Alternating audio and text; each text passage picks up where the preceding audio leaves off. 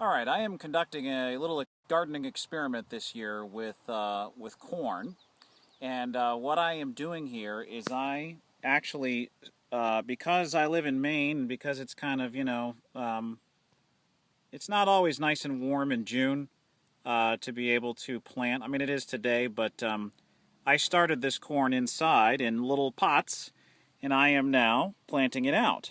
Okay, so I'm starting corn basically from seed inside and then bringing it outside to plant.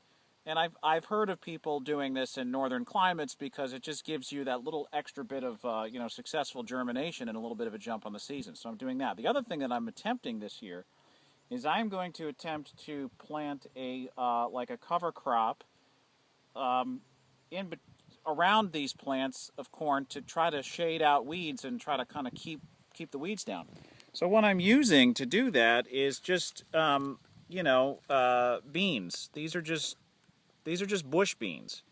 And after I put the plant in the ground there, then I go ahead and I put some beans around it, and that will shade out weeds and also fix nitrogen. Now, this is nothing new. The Native Americans, of course, in this country taught us about the three sisters, which are corn, beans, and squash. And they would grow in mounds, and they would do corn, and then they would plant beans, pole beans that would run up the corn and hang onto the corn, and then the squash would plant around the base and keep pests out, keep gophers and things like that. So they knew that was a successful combination a long time ago. So I'm going to try it this year. We're going to see what happens.